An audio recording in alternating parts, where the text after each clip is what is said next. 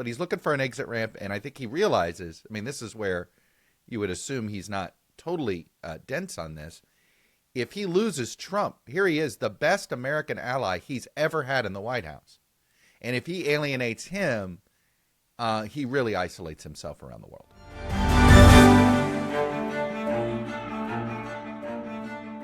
Hi, I'm Maddie, Hale, and welcome to the Trump Report. Today I've had Chuck Todd on the show. He's a former MSNBC moderator and host of the Chuck Toddcast. We've spoken about this 10 to 12 day deadline that Trump gave Putin. Now that has run out. So we speak about whether we will hear from Donald Trump. It's also the start of these tariffs on around 60 countries and more. So we speak all about that.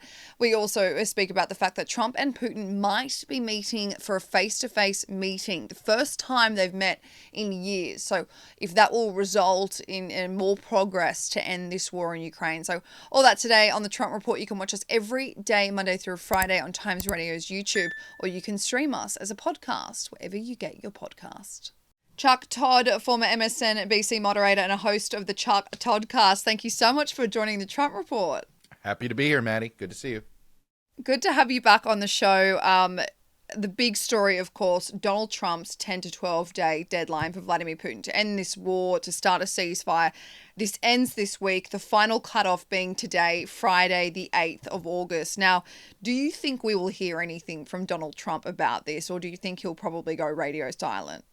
No, I think the fact that they're at least negotiating a potential face-to-face meeting, I think it tells you Putin needs to find an exit ramp. He's trying to find an exit ramp in some form, or he wouldn't have been this responsive to it. I mean, when was the last time he was responsive to somebody else's deadline?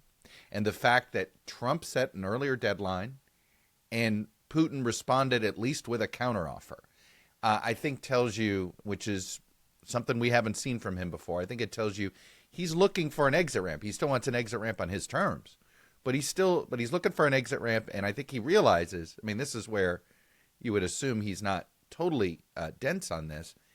If he loses Trump, here he is, the best American ally he's ever had in the White House. And if he alienates him, he really isolates himself around the world. We've seen this confirmation from the Kremlin saying that a meeting between Donald Trump and Vladimir Putin will likely take place next week. Now, this would be the first face-to-face meeting they've had in years, especially since the war began, especially since these two have been chatting since Trump's inauguration. But whether this takes place or not, it's likely it would be in the UAE, Chuck. But do you see this actually happening? I think, look, let me just put it this way. I was relieved that we put conditions on this meeting. And we just said, if Zelensky, if it isn't an ability to have, first he has a one-on-one, then they have the three of them together. The fact that the U.S. stuck to their guns on this, I think tells me, one, is maybe this meeting doesn't happen. But two, that at least we're trying, the United States, I say we here, I need to be a little more dispassionate, that the United States is at least trying to dictate things here and not letting Putin dictate the terms of these talks.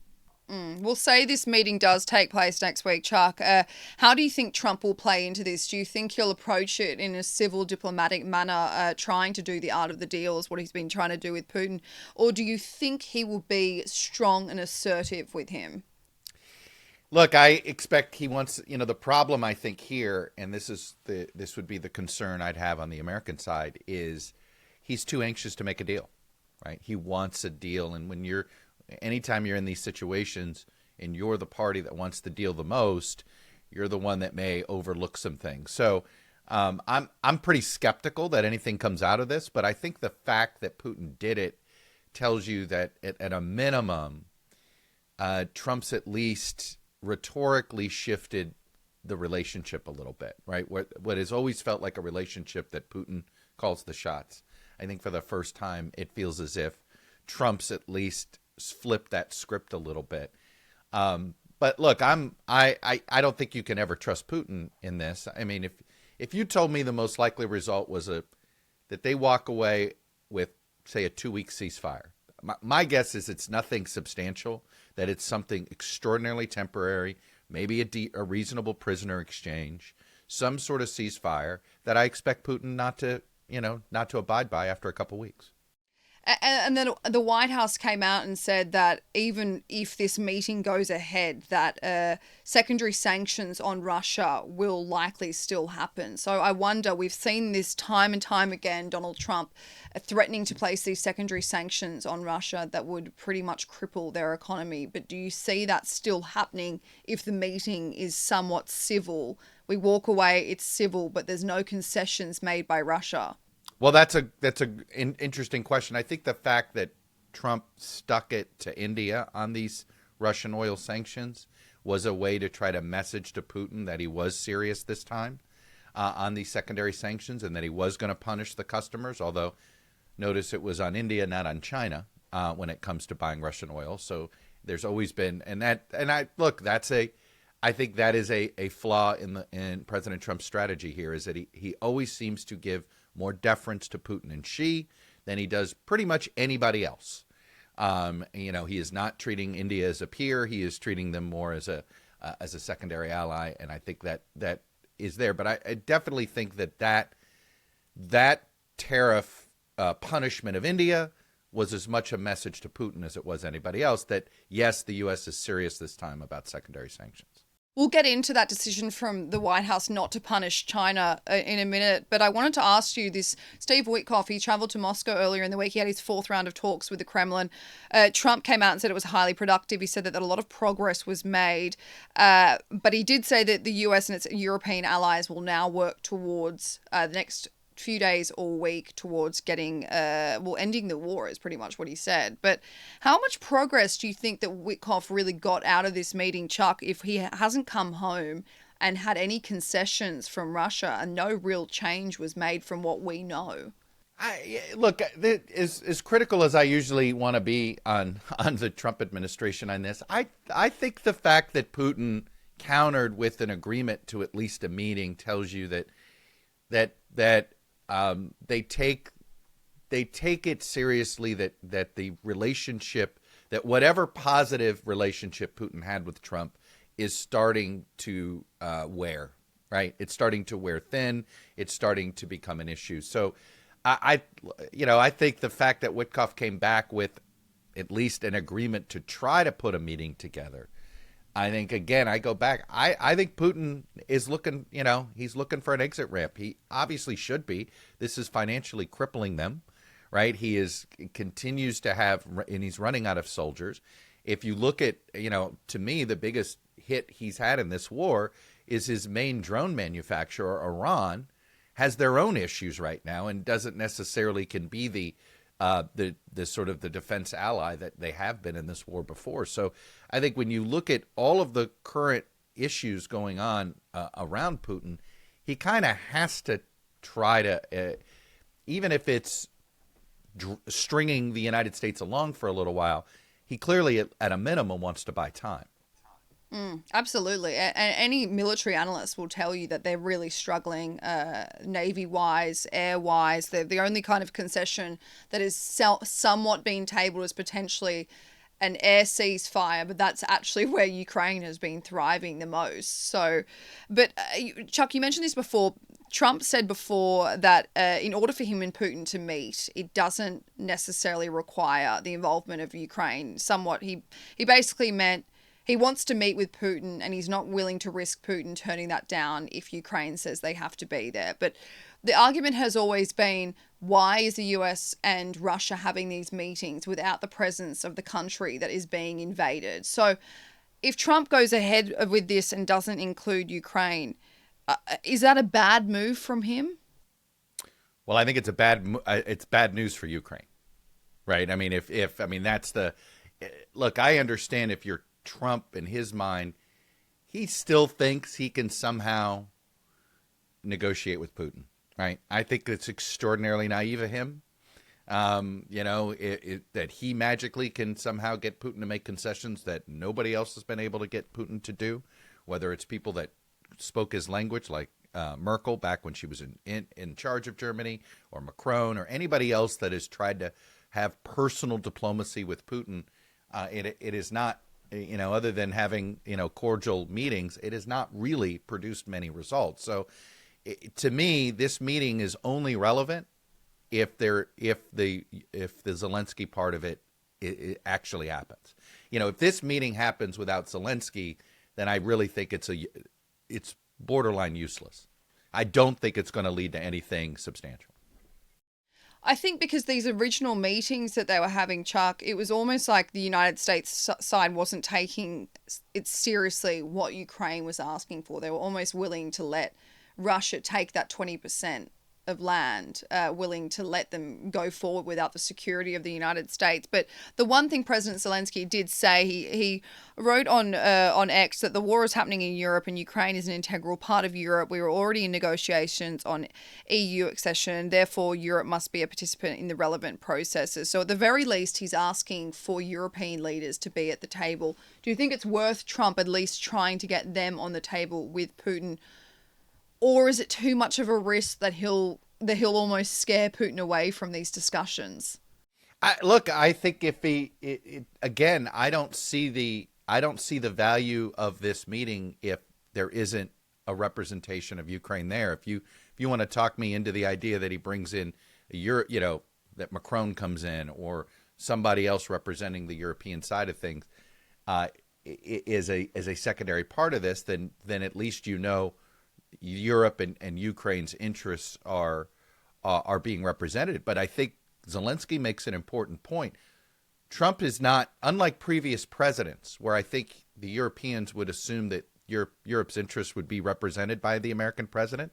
I don't think Europe believes that Europe's interests are going to be represented by this American president. So, no, I think if it's just a one-on-one meeting, I don't think this leads to anything substantial. I really don't.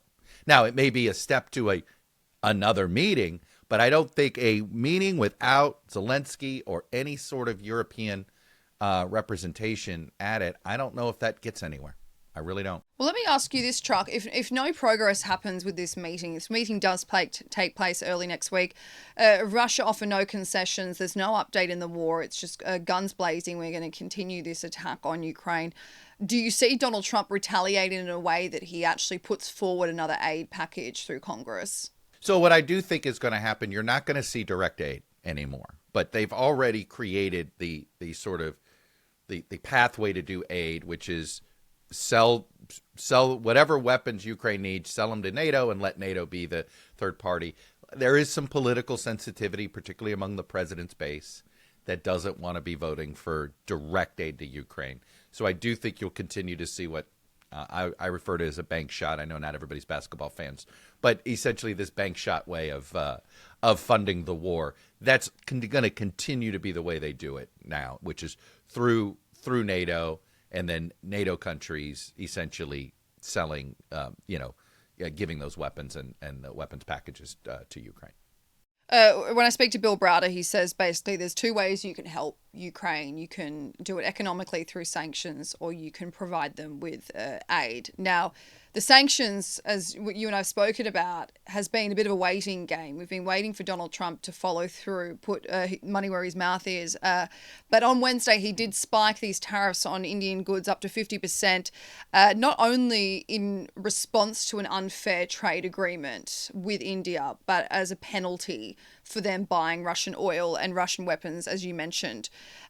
India now has 19 days to respond. These come into effect on August 27th. But this is obviously the pressure that India needed and that any country buying Russian oil needed. But Treasury Secretary Scott Bessent, he said that tariffs could be on the cards for China as well. But given that China is the largest importer of Russian oil, now you mentioned this before, why is the White House not punishing China? Because China holds the future of the American economy in its hands. That's why, right? Let's just be honest. This is why sanctions don't work. All right, I am just not. These sanction punishments, particularly the way Trump puts them down, don't work because if you have the right lobbyist or the right connections, you get an exemption, and he hands out exemptions all the time. So the problem with these sanctions is that, maybe they're tough on India for the moment, but there's always a loophole somewhere else. and they're not as effective. This is why sanctions haven't been effective, whether Biden levied them or Trump on Russia. It's sort of, look, it's had an impact on the Russian economy, but it's been a very long term. It's been a slow strangulation, if you will, of the economy, and frankly it's been so slow that Russia's been able to find loopholes, find different ways around this. So, look, I'm just not convinced that sanctions, the way this administration levies them, is an effective tool at all. Is it an effective negotiating ploy with India at the moment? Yes, it is. But this is directly with India. It's certainly not having. I don't think we'll have the ability to sustain these secondary sanctions beyond India with others, especially with China, because again, they have more leverage over us on our economy than we have over China, period. And that's something, of course, the White House is never going to admit. But the relationship between... Well, Maddie, they do admit it. I mean, meaning like... What, by not doing it? Right, their actions, right? The fact that China gets away with all this, they're admitting it. They just don't want to say it. Yeah, absolutely. Especially under the Trump administration, when they've very much gone after China, especially, during the 2020 pandemic, Chuck, which we won't have time to get into. But this relationship between Narendra Modi and Donald Trump, it has been a close relationship. So I wonder, this tariffs threat, if they go through with it, will it sour the relationship between the two?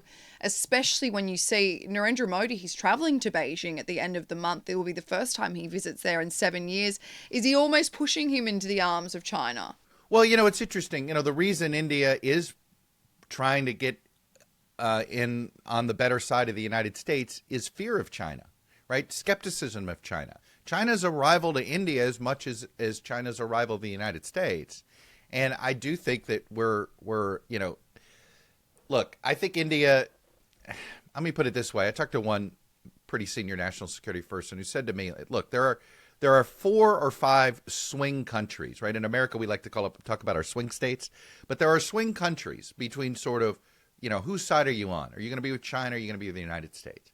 India, Saudi Arabia, Brazil, Indonesia. These are the 4 of the countries that this person said are really kind of the swing countries. And India knows it. India knows that it's sort of this, they've always been in that non-aligned territory. Even during the Cold War, while they were, friendly with Russia, they were kind of a non-aligned country, and there is strength in that, if you will. But I do think they know most of their economic growth is going to come from the United States if the United States pursues decoupling with China, right? So this is where I'm not sure what is the Trump strategy here, right? It was clear to me in Trump's first term and in Biden's one term that decoupling from China and having better relations with India was sort of one and the same, right? It was a connected strategy. So yes, I do think we risk India sort of going it alone here and deciding, you know what? We're better off being unaligned. The U.S. is going to need us in some ways, right? Apple's got to move some of its businesses and some of its manufacturing from China to India, and Russia still needs us, and maybe China wants to have better relations with us. So I do think this is a risk in how we're pushing Modi, but I do think India really would prefer Western investment as opposed to Chinese investment. So I think that's the gamble the White House is making. Well, speaking of risks and gambles, the US is sweeping tariffs on over 60 countries took effect on Thursday. Trump says $1 billion is now flowing into the US economy. But so these rates are ranging from about 10 to 50% of tariffs on these dozens of partners. But Chuck, if you're obviously based in America, if this backfires and consumers see higher prices, they see it affecting their jobs, how do you think it will fall on Donald Trump? Obviously, we don't know. Right now, we know he can't run for another term, but we don't know whether he's going to change the Constitution. So he doesn't have the risk right now of it falling on a re-election. But how do you think it will fall on him? Look, Maddie, I'm pretty bearish that I think this is going to be a disaster. I think this is going to trigger. He basically just raised taxes on every American consumer, somewhere between 10 and 15%. We're starting to see those numbers have already started to rise. We've already seen some form in grocery store. And by the way, it's a double whammy in our economy. So he's raised the cost of imports. And remember, it's not the countries paying these tariffs. It's American importers that pay these tariffs and then eventually American consumers. But the deportation, the aggressive deportation force has really impacted agricultural labor in particular. And you're already seeing rising prices in grocery stores. So we're going to have sort of two different ways that inflation's going to be increasing. One is just simply on tariffs being passed off. Now, maybe that's a one-time, and over time you can get to a new baseline, and maybe that won't trigger a recession. But the double whammy on agricultural workers, I think, is a huge. And where do people notice price increases the most? At the grocery store, right? That's the thing you interact with more. Food is what you interact with more every day than even goods and service, other goods that you're not eating. And that's where I think this is. I always say this: it isn't Jeffrey Epstein that's going to take Trump down. It isn't all these. It is going to be, if you think of it, the game Jenga, right? You want to pull the one piece that collapses Trump. It's going to be cost of living issues. He was elected for one reason: bring down the price of eggs, okay? Right? Bring down the price of goods. People hated the Biden economy. And you know what all the polls say right now? They hate this economy. And now things are going to get more expensive. I don't see how this goes well in the next 6 months. Look, I had an economist that I talked with last week, and I said, what are the chances Trump's right and we're all wrong? And he says, there's a 10% chance. Right? So, there's a chance Trump's right and we're all wrong here. But I think there's decades of research that shows that tariffs never lead to a strong economy. It only weakens the economy of the country, leveling them.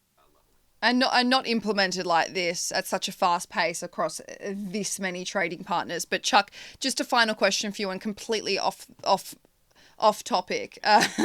Daily Mail is reporting that Steve Bannon might be eyeing for a 2028 race. What do we do without the White Daily House? Mail, right? I mean, they give us an excuse to talk about stories that we would be skeptical of otherwise, right? I mean, now is the time, Chuck. Now is the time we start talking about 2028. We're less than, we're 3.5 years away.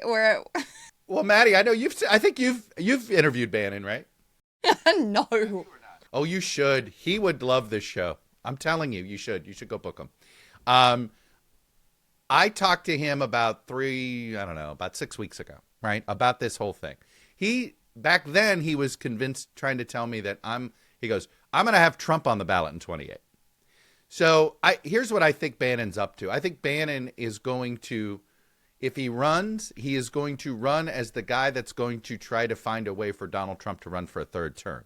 So I think it's sort of a hybrid campaign that I would be aware of, meaning Bannon is going to almost be the stalking horse for this idea of a Trump third term.